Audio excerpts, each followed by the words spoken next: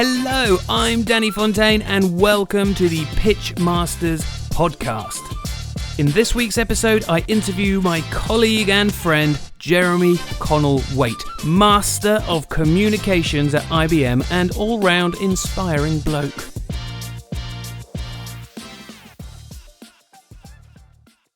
Jeremy Connell Waite, how lovely to have you. Thanks very much for joining me.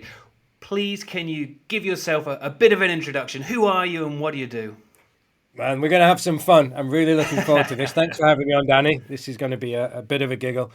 I work at IBM. I have a strange job. I invented it. It's actually modeled on a celebrity that maybe we could get to afterwards. But I'm basically a speechwriter and a storyteller. About half of my time is spent working with sales folks and consultants, generally working on large technology deals, often ones that are linked to some sort of sustainability element where we're trying to change the world in some form while we transform a business. The other half is speech writing. You know, part of that involves executive performance coaching, working with senior leaders and CXOs. But I just write stories and speeches. And I'm sure a lot of people listening to this will think, how is there even a job like that at IBM? I think, it's quite interesting. There wasn't. I had to make it up. Yeah. I joke we're a 111-year-old startup. You know, we founded in 1911, but there's my official title is communications designer. Not that that means anything, but I'm the only one that we've ever had. And in fact, I mean, just tell you where that came from. Originally, I was just looking for my perfect job. That's all it was. You know, I loved the company. We'll get into maybe why I joined later on. But I was just looking for what would my dream job actually look like? And I started mapping it down. And I love politics, but I was never going to work in politics. I love language and rhetoric. I love neuroscience and the art of persuasion and influence. But also, on the other hand, want to try and change the world, right? I love this idea, build a business, change the world and have fun. And that just didn't work anywhere. It's like, it's not marketing, but it wasn't comms, and it's not PR. It definitely wasn't consulting. So I took this really weird hybrid model, and for the life of me, couldn't figure out where that job title lived. And I've been called evangelist and chief strategy officer and all sorts in the past. Anyway, I'm a massive fan of The West Wing. Right. Okay. The TV show, from the early 2000s by Aaron Sorkin. And my hero in that, my favorite character is Rob Lowe, who plays a character called Sam Seaborn. Yeah. And he's communications director. Turns out he's actually modeled on someone called Ted Sorensen, who was the speechwriter and special advisor for JFK. And I basically took Sam Seaborn's job description from The West Wing with bits of Ted Sorensen and decided that is my ideal job. I want 50% policy advice, in the weeds, making a difference with the folks that matter, trying to tell better stories, and then 50% speech writing. And that's basically how do you what join I a company and make your own job? How was it fairly straightforward? It depends how you go. And this is where we have a phrase at IBM that we don't use often enough. It's called wild ducks. And wild ducks is actually based upon a parable from the 1800s, a Danish philosopher called Søren Kierkegaard. But the son of our founder, Thomas J. Watson, used to use the phrase all the time. And he was kind of speaking about the people who think differently, right? The people, Steve Jobs stole part of that narrative that was intended for IBM years ago. And you'll probably be familiar with here's to the crazy ones, the misfits, the round pegs and the square holes who think differently.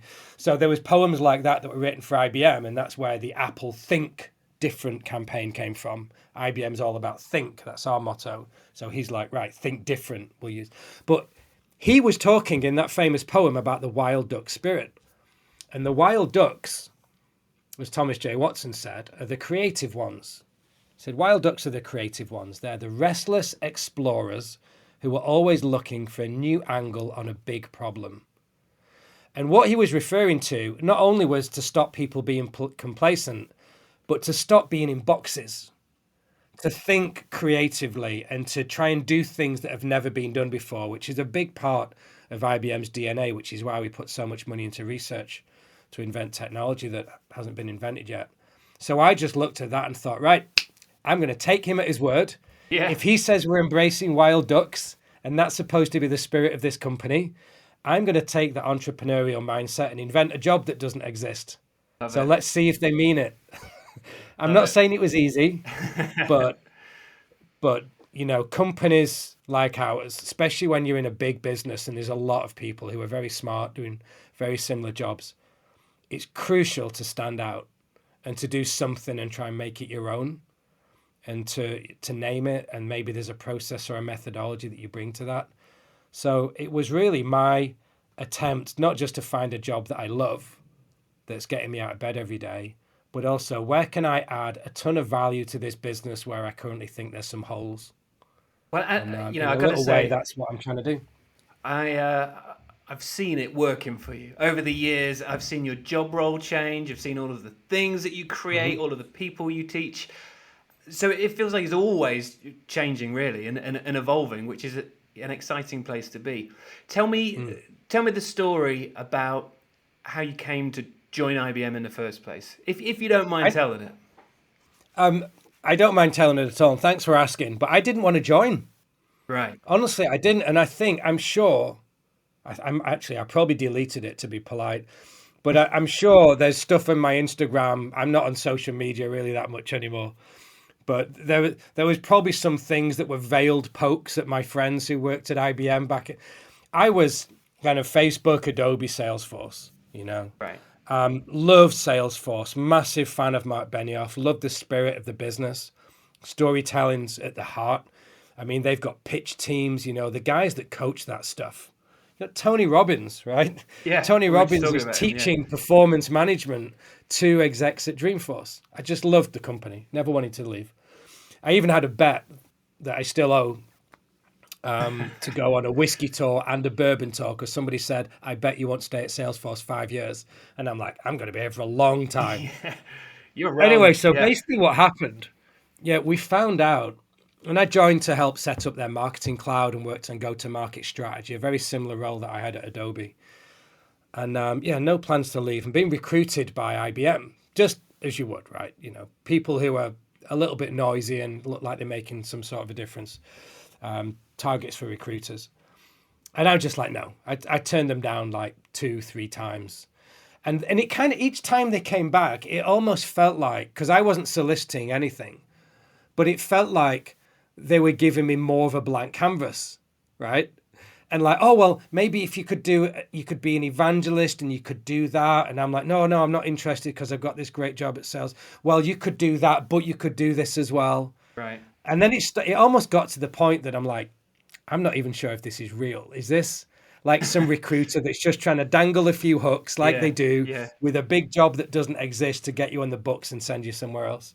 So I'm like, no, not at all. No chance. Now, in the middle of all that, Danny, we find out after what was, a difficult time, as many people will empathize with trying to have kids. We found out we were pregnant, and we were pregnant with twins, and identical twins. Yeah. Which generally means, right, that they're going to be sharing the placenta and the sac, and they're there together in the womb. And they weren't growing very fast. So whilst I'm at Salesforce, I'm going backwards and forwards to different hospitals with my wife, trying to understand like what's going on. Because, when you've got a kid and you see the percentiles of where they are in their growth and development for the scans, those little black and white scans you're super proud of. Once you start looking at minus figures, people get nervous. And the doctors and the people in the hospital start looking at, minus 10, we've got a problem. And we were seeing figures that were like minus 47. So these kids are not going to survive. Almost to the point that they're saying, don't give them a name and don't build a nursery. They're both going to die. We just don't know when. I'm actually getting goosebumps just thinking about it. Me too, listen. So what ends up happening, instead of being one of those couples that just has a few scans and then hopefully everything, is okay at the end and birth and that, we're in every few days, and several scans and bounced between the Fetal Medical Research Center, just incredible people at Denmark Hill. In fact, there's a Netflix show about it with our professor. He's called Kypros Nicolaides. It's called Surgeon's Cut on Netflix. It's phenomenal. They say they're like poets and philosophers. It's like these doctors and surgeons that are like samurais Their mindset is insane. The most beautiful people you've ever met, but completely mad. But they're doing stuff that's never been done before, right?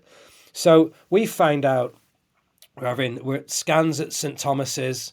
We're due to give birth, if that was ever going to happen, probably not, at Chelsea Westminster, Royal Brompton, which is the heart hospital, and then, you know, so we're bouncing everywhere. And generally what happens is we find out at about 20 weeks that, the smaller twin is definitely going to die, and she's not going to survive because there's not enough. So we need you to have this pioneering laser surgery. It's never really been done before like this. And we're like, oh, wow, we need to go away and think, no, tonight. This is happening right now.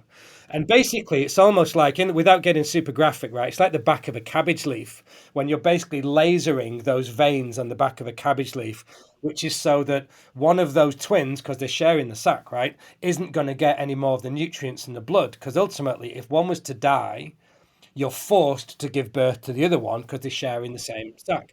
Now, if you do this, that means that you're trying to increase the odds of the other twin to save the right. So that happens at 20 weeks, and we keep going back week after week, and they're both still alive, both very, very small. Blood flow to the brain, umbilical cord, bladder, all of that stuff. And the doctors are like, damn, like this is, I mean, amazing, but chances are you're not going to survive birth. And the smaller one, has got heart problems. So anyway, we do survive birth, which nobody expected. And then you find out straight away, not only are you going to be in NICU for a long time, but also the smaller twin, because it was twin one and twin two, because that's how you kind of name them. Twin two was the smaller one. Well, now she needs heart surgery.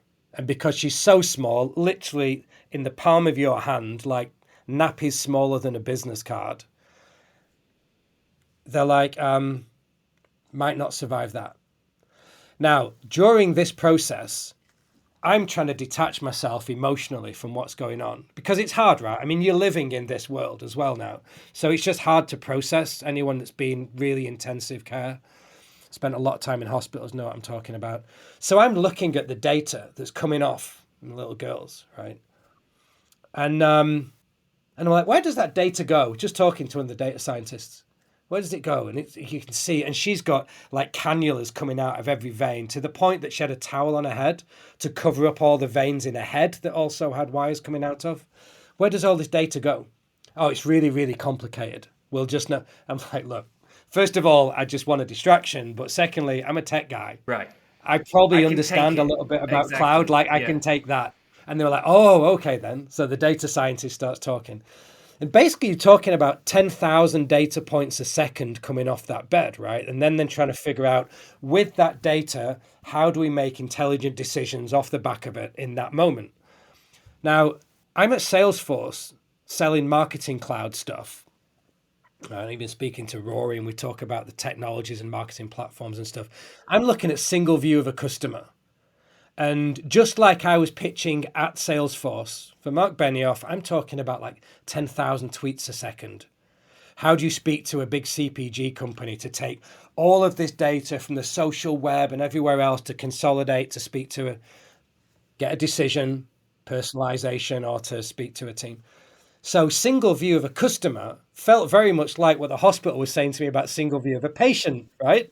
So I'm like, oh man, that makes sense. That's like, I'm still thinking she's going to die, but this sounds like that sounds great. Who's doing that? And that's when they said, we're working on a project with IBM. And there's an AI, an artificial intelligence engine called Watson. She's the big AI engine tool that we have that drives a lot of our stuff. And that's helping the NHS physicians make smarter decisions faster, especially in areas where it's never been done before. And I'm like, no way, I'm covered in goosebumps.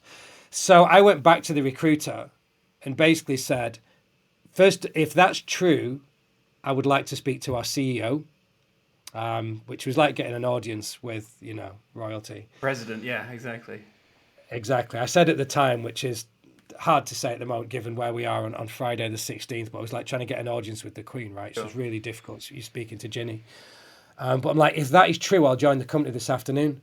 And I remember saying, I will have no problem standing on any stage or in any boardroom, either giving keynotes or pitching CXOs about this company can do all of these things to help you solve your problems. Because I know that the same technology that is doing that is also doing this in NICU, helping families like us when you've got, no chance to survive. The only reason I was asking for an explanation on when all that data's going was because they got the numbers so wrong and our kids survived and now they're perfectly happy, Right. no side effects, they're a pain in the arse, they're beautiful, and they're doing really well at school and we're in a band and we're all learning musical instruments together at the moment. Fantastic. But at the time, I was saying, how do you make sure you get better odds of survival for the next family that comes Right. along? How do you give them a more accurate view? Because you've clearly got it wrong for us. And that was where kind of the personal world and the professional world collided.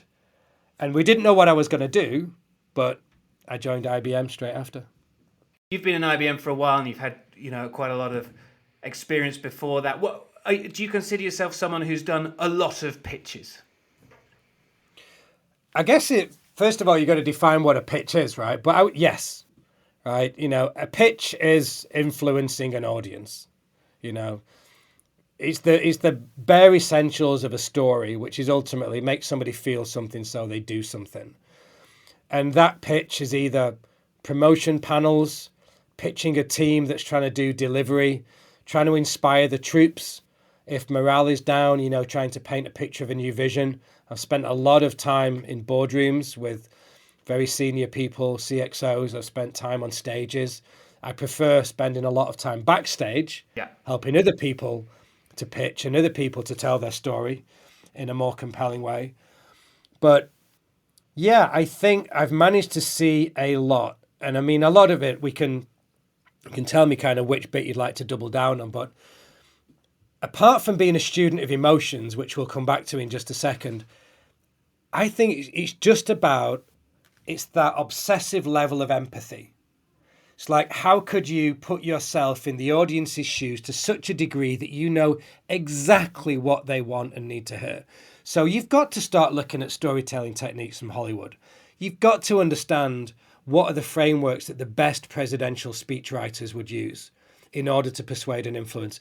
Sometimes you're trying to win hearts and minds, but sometimes you're trying to conquer people who are going out of their way to not work with you. Or might even be telling their team, don't work with these because, look, they're good in this area over there and they can stay there, but they're trying to pitch for this other work over here. That's not their thing. We've got someone else to do that. So it kind of boils down to this thing of people who pitch are often trying to look, not necessarily the smartest person in the room, but it's this exchange of knowledge of this is everything I know and everything I can do and ultimately everything I can sell you. But at the end of the day, people are not persuaded by what you say, but by what they understand. So I think the mindset of the best pitchers and presenters is understanding the personality profile, the psychology, the decision-making archetypes, right?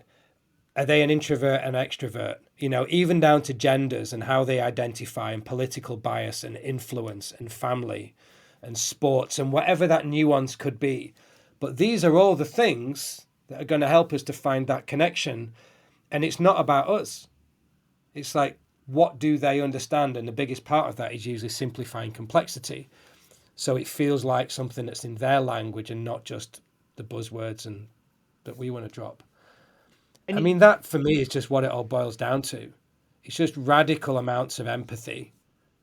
Now, there's a lot of topics there, and when I'm doing these podcasts, and certainly in my day job, I teach elements of psychology and storytelling and decision making, all of those kinds of things. And one of the problems that I have is how to convey all of that stuff in a manageable way to someone who's really just on the beginning of their journey, because it can be really, really overwhelming.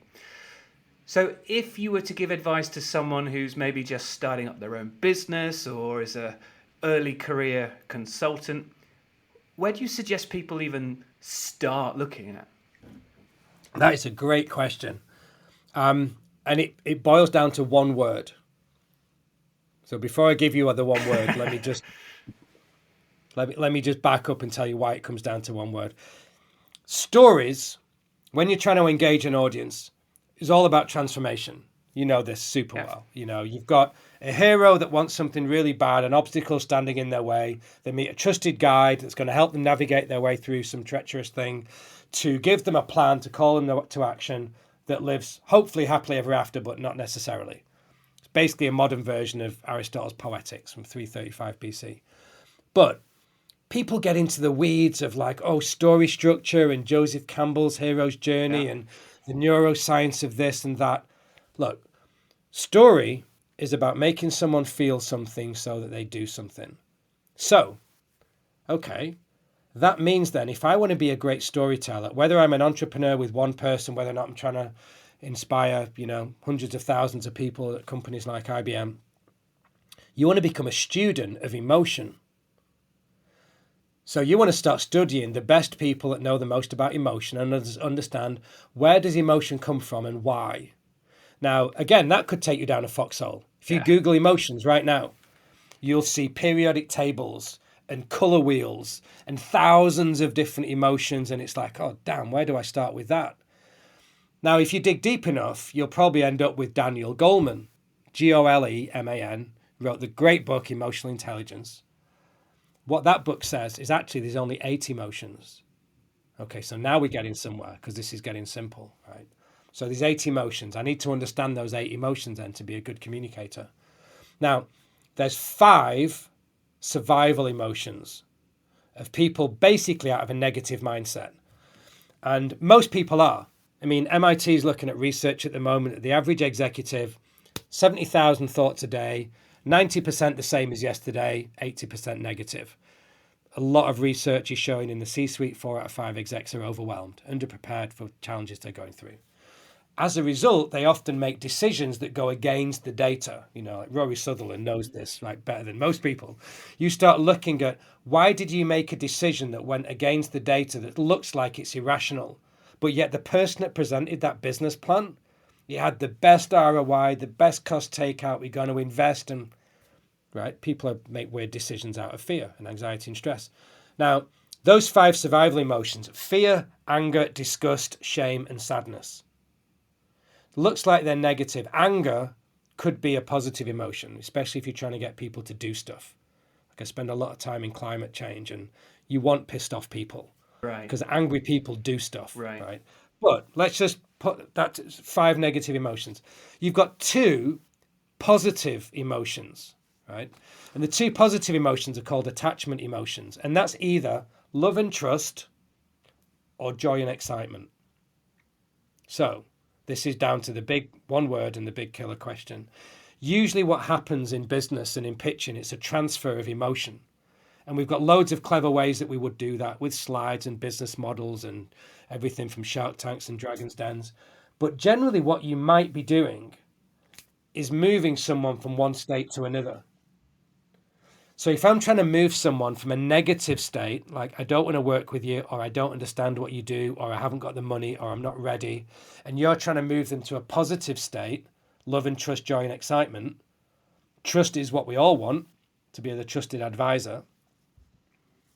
One emotion can do that. There's only one that can move between states. And it doesn't even sound like an emotion. But this is the root of most neuroscience and psychology of the way that you're changing states. Back to Daniel Goleman, 1995, and it's surprise. The most beautiful word. It's called the potentiator. Surprise. So, for anyone that's still with us on this, this is the best takeaway that you could have potentially from what we're talking about now. Your challenge is to surprise the audience at every opportunity. Chances are you're only going to have one moment in each presentation to do that. People think you've got several. It's probably not. It's probably only going to be one. Focus on what that one is and make sure you double down on it and there's enough drama when it's ready to drop. But that's the question you've got to ask yourself. Whoever it is that I'm about to speak to, and the best presenters and the best pitchers do this really well. Something happens in a cold open right at the beginning, or in a big reveal at the end. Could be a software demo, could be a massive stat they didn't expect, a big claim that you've made. And they're like, seriously? Are you sure you can do that? And they're like, I don't either believe you or I don't understand, but show me how. And the best stories are not about the what and they're not about the why. Like, we all love talking about what we've got in the truck to sell. We all love going deep on the golden circle and Simon Sinek with we finding our why. Big stories are about big hows. And once you start talking about, show me how you're going to do that, that's really what we want to get to after a pitch. But that is usually the byproduct of surprising the audience to go, okay, then go on, then I'll give you some rope. You show me how you're going to do that. You've won me over. I've had a number of people in my career say, I love what you do, I love your teachings and everything, but I almost feel in a strange place morally because now I know these things. I can kind of manipulate people without them knowing. And I think there perhaps is a fine line, but if you're doing things for the right reason, you're not trying to sell someone a piece of crap they don't need, you genuinely want to help people. Do you think it's more about that mindset? It is, and there's even a phrase for it, and I heard it from Vinay Reddy. Vinay Reddy is Joe Biden's speechwriter, and he talks about rhetoric for good. Like, we talk a lot at IBM about tech for good, and P-Tech and call for code and trying to inspire the next generation of developers. And you're really trying to do something good with technology that's going to impact the world in a positive way. Same thing goes for communications. Rhetoric, which is why it's got such a bad reputation, because we know it can manipulate audiences, because it's about psychology and neuroscience. And you look at pathos, ethos, and logos, the three appeals of rhetoric, and you see political leaders who absolutely polarize audiences, no matter who they are. Right. And that can be used for better or worse, right? Because you're trying to influence an audience. Dan Pink does loads of great work on this, right? He was the speechwriter for Al Gore at one point. Yeah.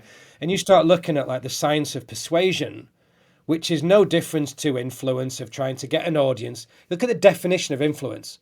You go in the dictionary, it's forcing people to do things that they wouldn't have normally done. But yet we want to be an influencer. I want to be, and you think about that, in the language of kind of how sensitive we are at the moment. I'm forcing somebody to do something that they wouldn't have normally done. But actually, I'm just an influencer. Like, Danny, if you make a brand recommendation, a lot of people are going to listen to that and going to go and do the thing. People might want to buy your influence, but you're getting someone's behavior to change based upon something they wouldn't have normally bought that. Right. Now, rhetoric's exactly the same. So what Vinay Reddy talks about, which is rhetoric for good, is about how can you use words and language to try and change things for the better. Now, it doesn't matter whatever your view of Joe Biden might be, but if you was to go back and look at his inauguration speech, you'd find something really interesting. Because most communications, back to the hero's journey, conflict and obstacle, heroes and villains, like intention and obstacle, as Aaron Sorkin talks about it, it's all about tension. It's all about, we've got the hero that wants something and somebody's standing in their way. This is the villain. How easy would it have been for Joe Biden to have talked about a villain, given what went on days and weeks before, not to mention the previous presidency, right? You've got that set up for the hero's journey. And even Disney and Pixar, that's a general Western hero's journey, conflict, obstacles, heroes, villains. Now, if you look at his inauguration speech, he didn't do that at all. Now, bearing in mind that when Trump did his inauguration speech, it was talk of build a wall, Mexicans are rapists, it was all about American carnage. Dramatic, right? It was big and it was bold and it was conflicts and obstacles. What Biden did was really clever. He used contrast, not conflict. Now, what normally happens in the West is we think about conflict in terms of a story, because that's what creates dopamine that helps us to want to know what happens next in a story. But there's a lot of times in business when you don't really need that, especially if it's not a competitive environment. So you start to use, as Aaron Sorkin would say, the magic word, which is but. Right. And I can't remember how many times. It might have been 14 times, probably more. But Joe Biden used the word but a lot. And what he was doing, he wasn't talking about, oh, I've come with a new way and we don't want to have the old way that nobody liked, because he knew he needed to try and unite a nation with this speech. People who were so angry things had happened, right, in the Capitol very, very recently before his speech. So he's like, we need to have this element of rhetoric for good. So I'm not going to speak out about conflict. We've had enough of that. I'm going to speak about contrast. And he had this really clever use of the word but. And when I look at the best presenters that we have at IBM, for example, people like Dario Gill, who lead our research division, he uses but about once a minute. And when you listen to one of his speeches, and you know it's amazing because he's brilliant, but when you look at things like how many times he used the words but, you start to get a sense behind the scenes of, oh, there was a structure to that speech as well. Yeah.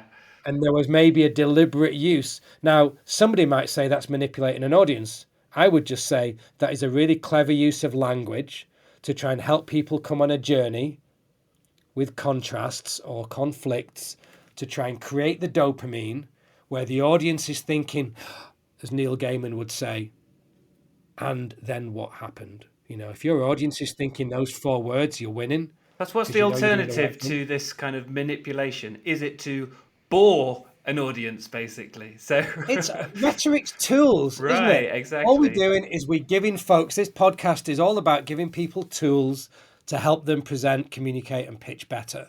Like any tool, you give someone a chisel, someone's going to make a beautiful animal or a table or a chair. Someone else is going to stab somebody. You know, it's a tool. It's true. What do you do with it? You've got rhetoric for good. You can use it to manipulate an audience if you want to, but please don't. Yeah. So let's just hone in a second on this contrast piece, because I don't think a lot of people realize what a simple and effective mechanism contrast is. And you know, I've listened to the Nancy Duarte talk on spark lines, and that's, you know, helped me a lot. And I know your work, you draw everything. You draw the shapes of stories and you draw the shapes of speeches so that you can hit that contrast, right? Tell me a bit more about that. So I think when you start looking at cultures, I've got a global role, so I spend a lot of time in different countries.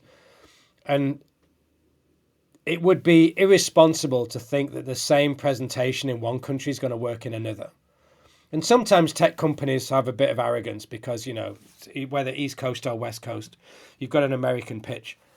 We know from being around Europe, every European company is radically different. If I go and give a presentation in Sweden, kind of want everybody to agree. And if there's not a majority of consensus, stuff's not going to happen. But if I'm going to go over to Amsterdam, you know, or Copenhagen, there might be a chance where if it's 50-50, we might still have a go. Right. We might still give this a chance. We'll do a little proof of concept or something. If I go to France, it's a very different presentation. If I go to Paris, it's different again. When I'm in Munich, Germany is very different, and the further east I go. So I started studying this quite a lot because I like to draw speeches. I'm a big believer that if you draw something down and write it, it's the quickest way to learn it. And especially if you're then going to teach it, quickest way to learn is to teach other folks. And I grew up, I've got a very simple brain, and I grew up on these 2 styles of storytelling. And the storytelling that I was used to was very Western. It was very Disney, Pixar, once upon a time blank, and then this happened blank until finally. And we've all been in storytelling workshops when someone's rolled out a slide like that, fill in the gaps. But that's the basic story of heroes and villains. Conflicts and obstacles, gives them a plan, calls them to action, hopefully lives happily ever after. Or as Aristotle would say, comedy and tragedy. But when you go east, it's very different. Because Western stories like to be finite. We like to have this beginning, middle, and an end. Right. Even TED Talks, right? 3 acts of 6 minutes. Right? Excite, disturb, assure. 3 acts of 6 minutes, 18-minute talk. We have the big reveal at the end. Denouement, everything's good. East is not like that.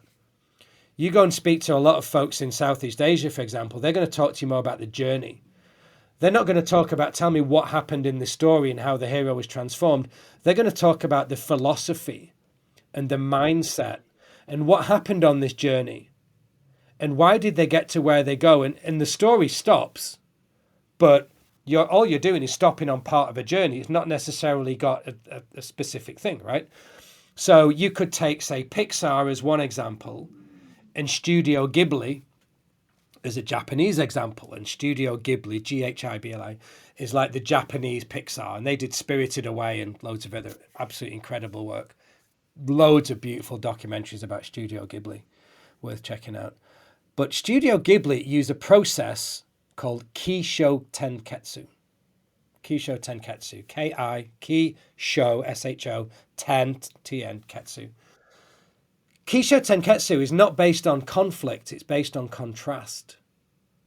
So that's the first thing. And if you Google it, Google the shape, and you'll see straight away, whatever your favorite storytelling structure might be, from Joseph Campbell and Freytag and Duarte, and right, we've got the traditional Kisho Tenketsu is very different, because you might have a conflict or an obstacle, but it doesn't necessarily happen to the hero. It's something that happens along the way on this journey. And the story is all about what happens on this journey, and then the story stops, leaving the audience to think, how is this going to help me on my journey? So one way of boiling that down would be the West loves conflict because it's drama and it's Netflix and it's battle. But the East loves contrast. And I think there's a lot we can learn in the West, especially at the moment, right, with the current political climate and with the way that, and without even getting into diversity and inclusion and a lot of the stuff that's happened over the last few years with Black Lives Matter and Me Too and LGBTQ+, we need more contrast. And maybe in our storytelling and pitching, we need to stop relying so heavily on the conflict. Do you know what I mean? So something might happen to disrupt the story, but it isn't necessarily something that has directly impacted the hero where everything's about to go to shit because. and the best presenters understand that, because there might be an audience that you're speaking to and that you're preparing for right now, and you know that they might be struggling with all sorts of personal stuff. Right. And they might be struggling with some sort of conflict, or there might be something going on in their own life. And it could be health, it could be imposter syndrome, there's 1,000,001 things it could be. But a lot of presenters and communicators, a lot of pitchers almost don't realize that that's an option. Like, that's a tool, that's a club you've got in your bag. You start to use contrast, a little bit of Kisho Tenketsu, and all of a sudden, make people feel something so they do something. You're the one that they want to speak to. Not everybody understands why until you tell them what you just did. But now everything's changed. So let me ask you a bit more about your personal process. We talked at the beginning about this stuff can be overwhelming, and the more you talk about it, probably the more overwhelming it becomes. We've got not only different frameworks we can use, but we've got different philosophies we can use, and different cultures. There's so many different ways we could go about creating a speech or a pitch or a presentation. So if I said to you, right, Jez, we've got this great big opportunity, and I need you to influence a bunch of people for me. You've got 1 hour to do it. Do you have a standard process almost that you tend to go through, or do you take a bit of time to think, right, which of these from my bag of tools am I going to delve into this time? So there's a simple version and there's a slightly more complicated version. Let me give you the simple version to start with. There's a structure to every single story, and it is like trying to understand the tools. Once you start getting into the complexity of storytelling, there's many things that you need to do, and it does take a while and requires quite a bit of effort. Storytelling is one of those things that people discount as a soft skill, which pisses me off all the time. Right. Soft skills, storytelling's only easy when you don't know how to do it. When you understand exactly how and why it works, and you see behind the curtain and the wizard and what's going on with the structure, you realize, damn, that's incredibly hard, right? We'll come on to that in a minute. When I look at the simple version of when I'm going to go and present, 3 acts, 3-part structure. I've got to win an audience over, often very quickly. And if I'm spending time with senior executives, sometimes that might be 3 minutes. Right. Sometimes that's all I've got. Now, even though there might be many things that come after, if I've lost them on 3 minutes, then everything else falls away anyway. So I'm like, okay, how could we do the most damage? And you start looking at Saturday Night Live, you start looking at cold opens, you start looking at comedians and how they structure their sets, or the opening scene of your favorite movie. Excite, disturb, assure.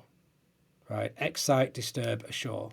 And I've heard this from various different business leaders, and we've used it with some of our senior leaders as well. But it basically is really, really simple. What you're actually saying is, I'm about to go and present this thing. I've got to go and speak to an audience, and not everybody's going to know what I do. I need as much background as I can on the audience and the proposition, and if I don't know my stuff, then nothing else matters anyway. But let's assume that I know that. I now need to go and present and pitch. Tell me 2 things to excite them, 2 things to disturb them, and 2 things to assure them. What I'm basically saying is, what I'm about to show you is incredible. You've never seen anything like what I'm about to show you. But, we now have a conflict or a contrast, but the world's going to shit. 9 out of 10 IT projects fail. We've got all of these challenges politically. We've got XYZ, internal change, chaos, whatever. Elephant in the room, or a black swan, right? So that's the disturb. And then the assure, which is really the root of a great pitch, which you might be actually about to set up for the next person, is I'm about to show you that we're the only company in the world that can do this because. That assurance, which isn't always a direct claim, because not always you can say that. You might just need to tell a great story which is rooted in trust. But that assure is, here's why you should trust and believe what we're about to tell you. It could be a transfer of emotion. It could be oxytocin. It could be my twin story. It could be your personal human connection to this project, or why you love this company so much. You've always been a big fan of what they've done or whatever. But it basically just comes down to that.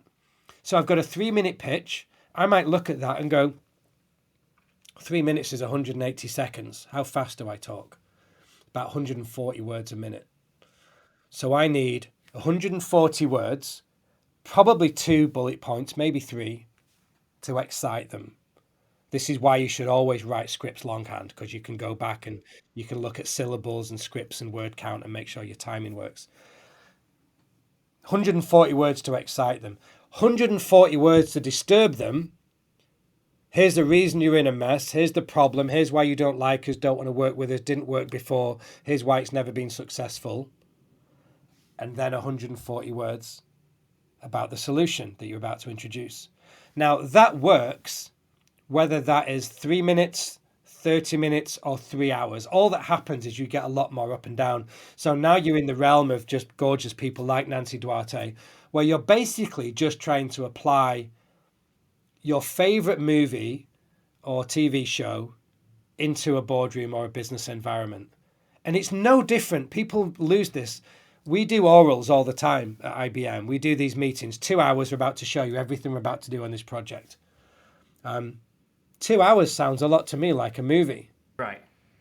I might be thinking in terms of some framework like Save the Cat that a screenwriter would use, which is the way that you get movies greenlit. And the Save the Cat framework is basically, how do you paraphrase a movie into 10 minutes? Speechwriters and people like Al Gore would call it the truth in 10. Give me the pitch in 10 minutes. Still the same thing, 3 minutes, 3 minutes, 3 minutes. But what you're using is the screenwriter's framework, Save the Cat, for your 2-hour presentation. So I'm going to systematically take those 120 minutes and treat my business audience as if they're watching a movie, because our brains are all wired in the same way. It doesn't matter that we're at work. I've got a limited attention span. I want to see heroes and villains and conflicts and obstacles and contrast. I want to see a fake victory. I might want to see a crisis of the soul, a dark night. I want to see some fun and games. I want to see what I think is the big reveal at the end, but actually it's not. Okay, let me ask you a practical question, because this is another question I get asked quite a lot of the time when I'm coaching people. And that is, I'm always saying, you've got to write a script, because then you'll know how long you're going to take and you can be succinct and all the rest of it. And During COVID, we've been doing a lot of remote pitching. And actually that's fine because you can read off a script. Now we're getting to pitching face to face again. And some of the people that I coach are freaking out because they're like, well, I can't learn all of that. I can't possibly. So I'm just going to use a script to practice and then say totally whatever I want during the actual thing. And it's not always a very good resolution. So I try and get them to learn the script off by heart as much as possible. But some people's brains are different, and it's genuinely hard for some people to learn scripts. What advice have you got for people who have got to do a longish speech or presentation and they really want to nail it, but they don't want to be reading off a piece of paper in front of them? Well, first of all, we have a mutual friend in Tony Robbins, and he does this all the time for the best in the world. Right. And he has a phrase that he likes to roll out that says, you don't rehearse until you get it right. You rehearse until you can never get it wrong. Now, some people are just amazing communicators and can just turn up at the drop of a hat. I can think of dozens of business leaders I'm working with in our company that are just great at that with very, very little prep. They're just great.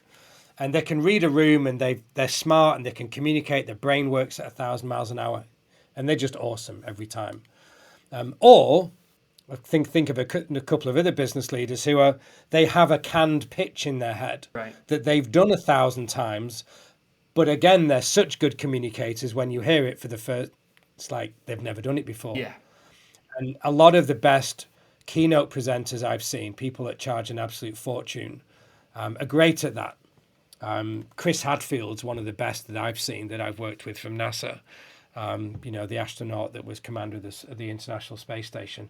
He's given that speech 1 million times, and we had him at Think a few years ago, and you would think he's delivering that for the first time. Right. Practiced and rehearsed that to within an inch of its life, but he delivers it in a way that he's even surprising himself halfway through. Right, exactly. Right? Now, without taking away from my twin story that we talked about before, I've not told that story many times, but I have told it on some stages. And I know in front of a big audience, especially if there's a big picture of them behind me, I know when I'm going to cry. Right. I know that, and I can't get away from it, and I never want to, but I always do. Yeah. But I thought I have to embrace that as a communicator, because what I know is going to happen is that the audience is going to have that moment of awkwardness and then that moment of empathy, and the oxytocin is going to be going completely mad in their brain. Off the charts. And I'm not trying to manipulate an audience, but I am very much aware that this has just happened and I need to carry on with the feeling in the room that has now radically changed, right? Anyway, loads of that is all about spontaneity. But for the vast majority of people, and especially people that are presenting for the first time, you can't do that. And most of us either don't have that superpower, haven't practiced it 10,000 times, or, they're not in that environment, which is why everybody has to write a script. Now, what goes wrong is that you look at the best TED presenters and you think, oh, they were, well, first of all, they didn't do it on the fly. So Ken Robinson, probably the only person that did at the highest level. Right. And, look at him, he's still 400 million views, 20,000 views every day, and just like the best TED Talk of all time. Very loosely structured, but for the most part, they are engineered to within an inch of their life.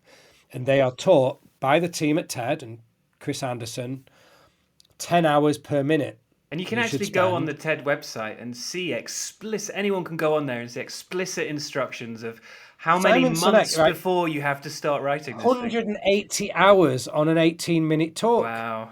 Now, whenever I'm looking at a talk, I'm not necessarily giving TED Talks all the time, but it might be someone asked me to give a 30-minute talk. They might approach you like, I'm sure they do this to you all the time. Oh, Danny, we've got this little block. We just need you to do a thing for 30 minutes. Is it okay? Can you turn up and do the thing? You know what I'm talking about. In your mind, if you're thinking about the audience and if you're thinking, I want this to be good, and I might not have done it to this audience before with this type of content, you're probably thinking, that could be up to an hour per minute. Right. So you're not thinking, have I got 30 minutes spare? You're thinking, where am I going to find 30 hours to create this amazing 30-minute pitch? Now, the reason that you write things longhand is not just to look at a word count. It's not just to figure out, can I do what I need to do in the allotted amount of time that I've got? Because the best presenters, they do that, are the people that wing it, turn up with a few bullet points and record cards. They always go over. Yes. It's never structured. Yes. They're always 5 minutes long. They don't reach their denouement at the right point. There's not the dramatic pause. They rush towards the end because they're running out of time and they're flashing things on and a bell's just dung. But when you start writing things long, think about the best. We're talking about comedians a lot, but I'm thinking of the folks that really obsess over the art and science. Ricky Gervais, Chris Rock, Jerry Seinfeld. They spend years on each joke. Yeah. Lin-Manuel Miranda, right? Hamilton. He spent 2 years just writing My Shot. One song, 2 years. Yeah. Back to Obsession. The best people are obsessed. So I guess the question to this audience is, you can go through the motions and do the thing, and you can be conversational and hope that it lands within the time. You could go and do the pitch, and it's, but if you want to surprise the audience, and I'm not talking about a one-off, like if you constantly want to surprise the audience and be brilliant every time, and your profile and your brand and everything right, you've got to put forth the effort, right? Even a blind squirrel finds an acorn every now and again. Everybody can wing a talk and have a success and close a deal, right? And a pitch just landed and it worked and the timing was okay. But if you want to do that consistently, you need structure, you need a shitload of practice, and you need to be so well scripted that you are so well rehearsed that whenever you present it, it feels like it just came out of your mouth, the top of your head, and it's the first time you've ever done it. Hope is not a strategy, as Vince Lombardi said. There you go. Yeah, love it. Yeah. Now, the other thing, which I know you're passionate about, and I know that you are phenomenally good at, is creating the visuals that go with that script. So one of the main reasons in my mind why writing scripts is a good idea is because if you try and start with visuals, you just end up in this grey mire of manipulating your story to match what pictures you want. So I always say, your script should be absolutely perfect before you start thinking about how can I then use visuals or video or music or whatever to elevate and accentuate that story, not to be its direct accompaniment in visual form. And you've told me stories about, what was it? You spent about 30 hours on one slide. I'm sure you've given me some kind of numbers like that. I've spent probably close to 100 hours on one slide in the past to try and make it good. But I guess it comes back to that point, doesn't it? We think of this transfer of emotion. Want the audience to feel something so that they do something. The rhetorical appeals that we chatted about before, there's only 3 of them. It's really simple. Pathos, ethos, and logos. Pathos, an emotional argument, and pathos, the fancy Greek word, is where pathetic and sympathy and empathy comes from. Logos, data, evidence, reason, and proof. Got to have a data-driven argument. Like Brené Brown says, a story is just data with a soul. And then you've got to have ethos. And ethos is personal credibility and trust, like authority. Why me? Like, I'm here because you've invited me to do the thing. Now, those are the 3 elements of rhetoric, widely used in politics. That's how you make someone feel something. Now, in business, usually we're in a mission-critical environment, especially in pitching, and we've got a very finite amount of time. So it's not enough just to make someone feel something. We've got to help them to do something. We've got to drive them to do something. So I obsess over this word called kairos. Kairos, another brilliant Greek word. One translation is all about the opportune time, that you did it at the right time. But generally it translates as a supreme moment at which one simply must act, no matter how implausible or inconvenient. So it means whether the audience likes you or not, you've done something to create the environment where they must act. This isn't a pitch that, oh, we'll do that next quarter, or we'll put it on the shelf and we'll come and look at this in Q1. This is like, no, right now we do this. So if that's the objective, okay, well, what do visuals come in? Because you want to make someone feel something. Now, if you've understood the audience well enough, you are going to use those visuals in a way to trigger emotions and hormones in that audience. Now, for some people, it might be loads of slides and visuals, and you could be using them as wallpaper. If you've ever seen Seth Godin present, brilliant, quick fire, machine gun, 45-minute keynote, 250 slides. Al Gore presents a presentation. You can Google it. It's called Truth in 10. Truth in 10 is 55 slides. Average transition is every 11 seconds, but that's the average, because what actually happens, you might have a slide for 30 seconds, and then 20 seconds, and then 10, and then 5, and then 111, black screen. Big dramatic pause. Is the text stopped working? Has he lost his lines? Has he forgot? And then you drop the big statistic. Right. And what ends up happening, so when people like Aaron Sorkin talk about the musicality of a script, and he sees music, not just words, you can use the rhythm of PowerPoint to create that feeling. And Al Gore does that incredibly well. Now, if I was to go to the other extreme, 90% of the presentations I do have zero PowerPoint, because I'm speaking to chief execs, and chief execs want things on the back of a napkin, or a whiteboard, or a flip chart. Yep. And the best example of that is probably Steve Jobs, going and reimagining Apple in 1997, and he drew 2 lines on a whiteboard and showed that's what the future of Apple's going to be when it was 3 months away from bankruptcy. Yep. But that's generally how the most senior leaders work. Now, once you start getting into the weeds and you're looking at either delivery folk or specific teams, and you've got to map out the architecture and everything else, of course, we need lots and lots of slides. But it's still back to our save the cat and our structure. It's great having the most intense architecture slide that everyone's ready for, but please make sure I'm in the mindset to be prepared for that. And you might have teased me with a video.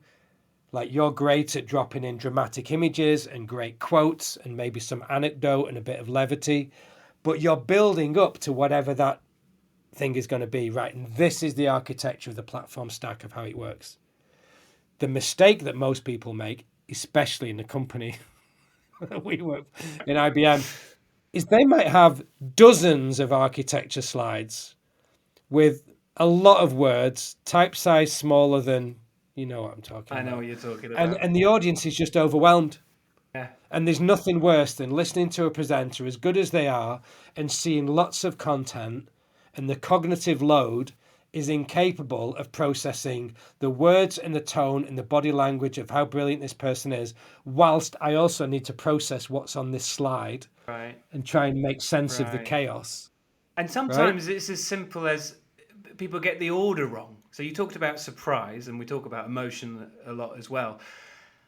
Often our brains are not ready and willing on a subconscious level to listen to granular detail until you've got them excited, switched them on, alerted them, fight or flight, whatever it is, surprise, fear.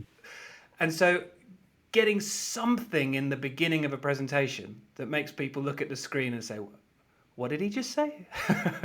Yeah, exactly. Big cold open. Yeah, I love it. So that brings us nicely, actually.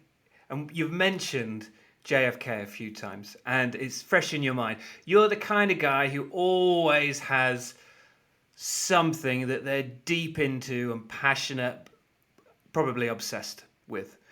And you put a great LinkedIn post out, it was yesterday or the day before, talking about how JFK's big speech about putting the man on the moon was so impactful and significant and all the rest of it. So keen to know a bit about that, but I really want to know, what are you going to do with this information? Because it's so interesting from a historical and storytelling standpoint.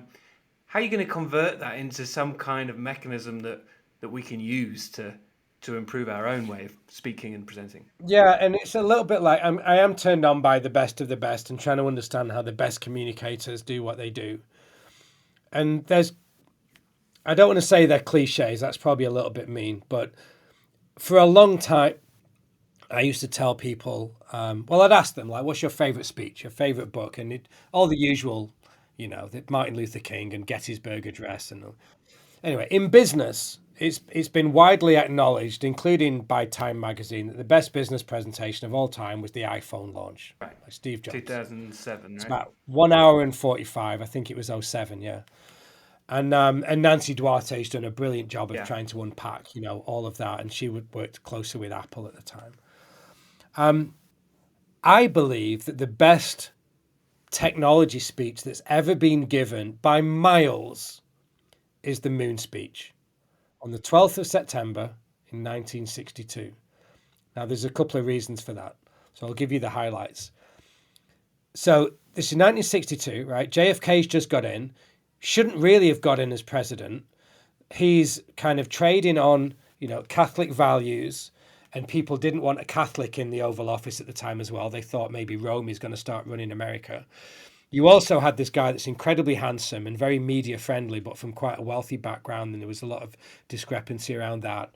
What does it mean for business leaders? But also, he wasn't really a great presenter in the beginning. He had communications coaches and people helping him to pitch and win an audience. And you end up kind of looking at this guy that genuinely came in to try and change stuff, but at the same time was a very flawed individual, right? Turned out to be this incredible communicator, arguably one of the best inauguration speeches that's ever been given, ask not. And, the assassination and the legacy and a lot of the stuff that we know, but sleeping with almost everybody, right?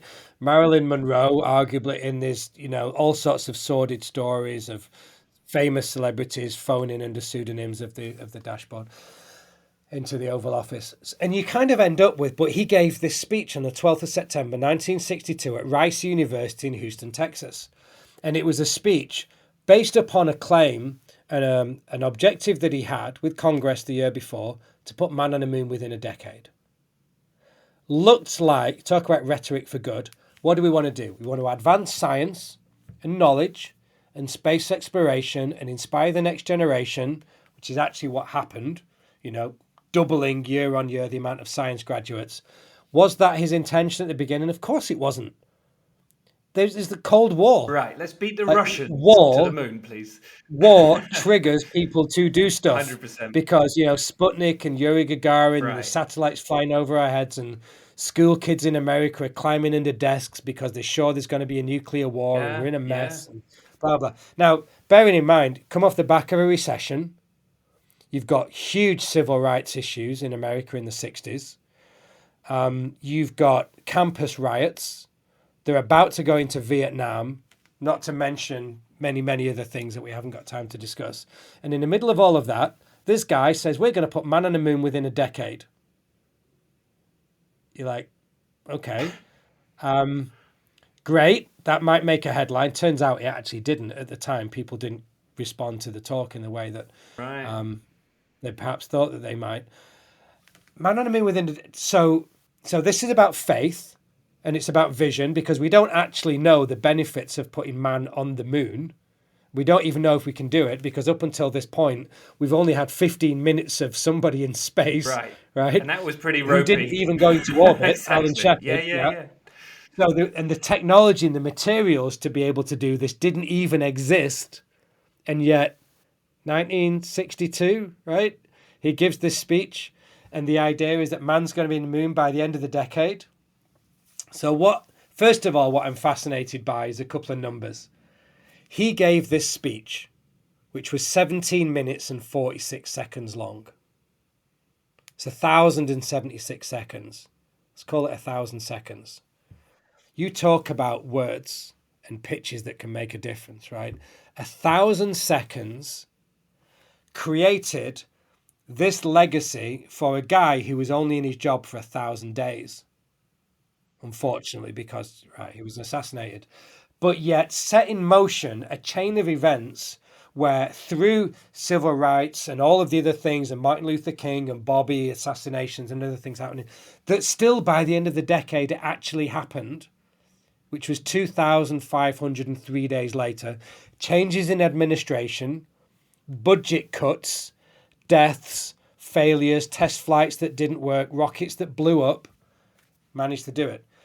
Now, Okay, Jeremy, why is that important? NASA has been doing some work recently. There are 400,000 employees at NASA in order to do that project, which actually ended up in December 1972 when the last man walked on the moon. And now NASA is ready to do it again. Right. So Artemis is about to launch. Artemis 3, which will be 2025, we're going to be back on the moon again. So there's a relevancy and a recency that I like as well. But you've got 400,000 people at NASA that need to rally around this big idea when the odds are so heavily stacked against them because it doesn't exist. And there's going to be politics and bureaucracy and everything else. And there's a little cliche that perhaps, some of our audience have heard. JFK was walking around Cape Canaveral. There's a guy sweeping the floor at night, the janitor. What are you doing? He was asking him about what you're doing so late at night. The guy's mopping the floor and he says, I'm helping to put man on the moon. That gave me... Right. And that becomes this thing of the guy doing the most menial task feels like he's committed to this big vision that JFK's just laid down. Now, research from Andrew Canton at Wharton has been trying to look into this, which is part of the assets that I've got that's not just going to create a book, but a journal and a learning program. And actually is probably, hopefully, going to be turned into a screenplay that we might pitch to Amazon Prime and Netflix. Because there's glamour, there's sex, there's Marilyn, there's JFK, there's politics, there's space, it's like the best. It's like Mad Men and Queen's Gambit, like thrown together. It's freaking genius, right? And it's the 60s, so it's sexy as hell, and the soundtrack would be amazing. But in the middle of all of that, 400,000 people, they started to look back at performance reviews, and they started to look back at people who had talked about their careers, and even the people that were soldering the circuit boards that felt like they were doing a menial task. But actually, when they were talking later on in their career, they thought that not only were they trying to put man on the moon, they were advancing science, right? And this research has shown that of the 400,000 folks, almost exclusively, everything at some point goes back to this one 17-minute speech on the 12th of September, 1962. So as someone who loves communications, I look at that and think, wow, a 17-minute speech genuinely changed the world. Now, it was the right speech to the right audience at exactly the right time. So I started dissecting that speech, deconstructing it. It gets even more fascinating when you start breaking it down. And if anyone wants to go and watch it with a notebook and your favorite drink. Here's what you're going to find out. Minute by minute, there's a theme. 17 minutes, 17 themes, and it's almost linked to Joseph Campbell's hero's journey, and it's almost linked to the principles of what we've just been talking about for all this time, with cold opens, intention and obstacle, heroes and villains. We've got 4 words and 5 lines of every great speech. 4 words: brevity, levity, clarity, and charity. Brevity, keep it short. It's only a 17-minute speech. Levity, keep it light. There was nice quotes and anecdotes. Charity, you've got a higher purpose. We're going to do this together and do things that have never been done before to advance science and education. Clarity, there was so much complexity in that speech. Really highly technical. Things that rockets could do, what it would mean to actually enable the technology to put man on the moon. It'd be like sending somebody from Cape Canaveral in Florida and throwing a football from Florida all the way over to Texas, Houston, and that football landing between the 40-yard lines. That's the accuracy of the shot that you need to make to land man on the moon. So now the audience is like, oh shit. Ooh. But now I've got reference that makes sense because they're all speaking on the football field. Anyway, so you break the speech down minute by minute and you see, wow, these are the 17 principles of storytelling. So I then started going back and connecting with the folks that had been helping on that program. IBM was a big part, Lockheed Martin and their Skunkworks project, US military. You start looking at folks from the JFK library of like, what were the notes? Well, that's what I was going to ask you, actually. How much do we know about how that speech was constructed? How formulaic was it? was it built with that intention of hitting those themes, or is it one of those things that is more of a self-fulfilling prophecy that now we look back on that as a Well, it's fascinating. You could, if you really want to go and Google it, you could probably see some of the archives that have been scanned. If you just search JFK archives, Rice, RICE, the moon speech, and you'll see things like the press release that was sent out the day before, which will say not for distribution, because the press have got to have the copy up front to put in their copy for the newspaper. And you read the press copy and you realize that's not what he said, right? And then you look at the reading copy from Ted Sorensen, and that sounds awesome, but there's a lot of stuff in there that's not what he said either. Right. And then, like, there's notes written on the back of napkins and notebooks in the hotel the night before that started to change things, because now, generally, speeches like this are written on the fly. John Favreau, who wrote for Obama, did a lot of this as well. Like, you're almost writing some of these speeches on the fly on a clipboard on the way up to the lectern. And as the presenter's about to set foot on stage, you're trying to feed the script to the auto cue to make sure they've got the updated copy. Like, it is that tight. And JFK was exactly the same. So changes the speech the night before, changes a few of the anecdotes when he's actually giving the speech. Wow. Then the press team realise, okay, now we need to get the actual transcript, and we send that to the press of the one that he actually gave. But when you see those amendments and what they were, he starts adding in things like, you know, they've got a big monologue about why do we do these things? Why should we put man on the moon? Why does? 35,000 people in that stadium, a lot of them students. You're looking for empathy. You're looking for oxytocin and connection with the audience. Even the best presenters in the world are going to lose an audience at some point, especially if it's really hot or if they're distracted. And even the fact it's a president, you're still going to zone out a little bit. So one of the biggest rounds of applause is when he adds in a line that he created at like midnight the night before. Why does Rice play Texas? And I know it sounds really silly, but that football analogy, you know, given that Rice and Texas are these two adversaries, and there was a lot going on with Rice and Texas at the time, and obviously the pride of the people at Rice versus, you know, the Texas folks just down the road. Everybody in the audience is laughing. You've got oxytocin. The endorphins have risen.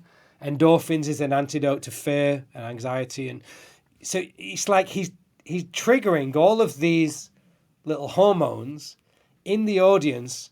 And you've got like this, when you break down all 17 pieces, you end up with almost structurally what is the perfect speech.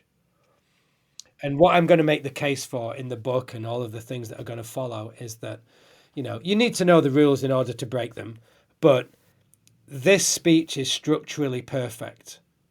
And it enabled people to do things that they'd never done before.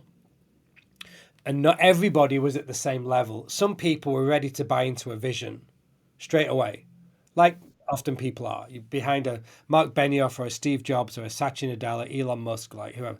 Some people listen to the talk, they're going to do it and follow. Other people are just like, shit, man, I'm just soldering circuits. I want to get paid and go home because I'm worried about my energy bills. Yeah. Right? And I just want to put some food on the table and keep the missus happy, and I've got to go on holiday and I can't afford it. Like, they're not purpose driven. They are just like, I just need some bank. Right.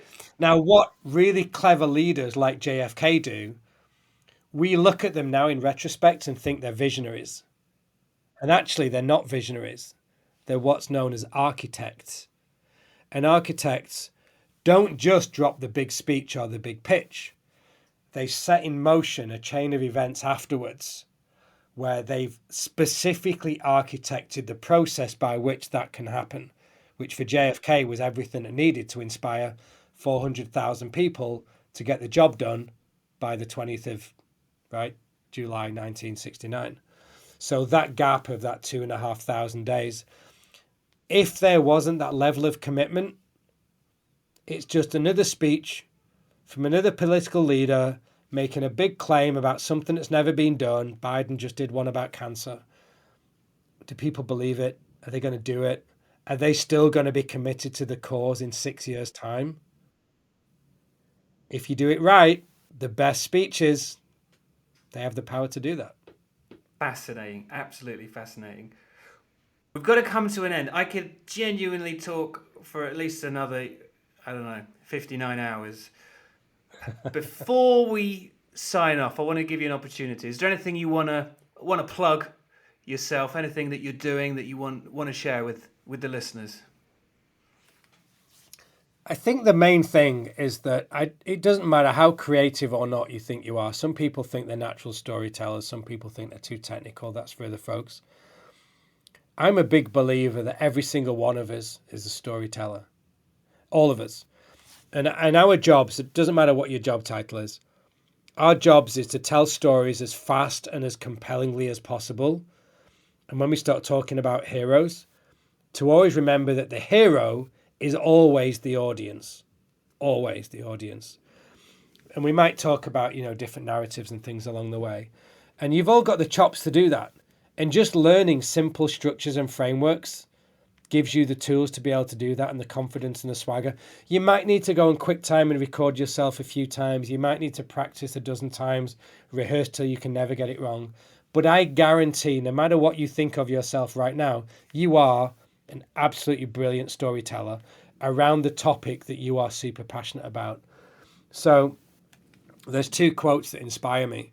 One of them I write privately, and one of them I used to end my keynotes with. But Barack Obama used to say, you can change the world just by sharing your story. And I've always liked that. But it's always been like, well, if I say that to a group, especially if it's some junior folks that I'm mentoring, like, yeah, but you're in these boardrooms speaking to all these people, and you've got the chance to, right? So I start looking at what does it mean to change the world? So the flip side of that, without getting all lofty and, it'd be Mother Teresa said, if you want to change the world, go home and love your family. So that means different things to different people. And if I think about that in terms of my work colleagues, my work team might be 20 people. If I want to go back to the office and love those 20 people by helping them to get better collectively, in my world, that is changing the world with your story. And your version of whatever your twins' story is. So we've got that. And I think that's something that we can all dig our claws into when we should write on the first page of our notebooks, right? Do you want to change the world? Go home and love your family. But the other side of it is a quote that Steve Jobs used to say. And he said, technology is nothing. What's important is that we have faith in people, that they're basically good and smart, and if you give them the right tools, they can do something wonderful with them. And I look at everything that you're doing, everything that you're trying to do to inspire folks on TikTok, some of the frameworks that I'm trying to help people with. All we're doing, Danny, are we not just trying to help give people some tools to try and change the world in some way? Absolutely. It's got nothing to do with the technology. That's an enabler that does interesting stuff. But you give people the right tools, they can do something wonderful with them. So the challenge to our audience, what are you going to do? Love it. Fantastic. It's been an absolute pleasure. Maybe we can do this again in a year from now, and let's see what other new obsessions you've got and where you got to with the whole JFK thing. That'd be a pleasure. This has been so much fun. Thanks for having me on. And good luck, everybody. Safe travels. This has been another episode of Pitch Masters. Go to pitchguy.co.uk for updates and information, or search for Pitch Guy on social media for regular videos on sales, psychology, storytelling, creativity, and much more.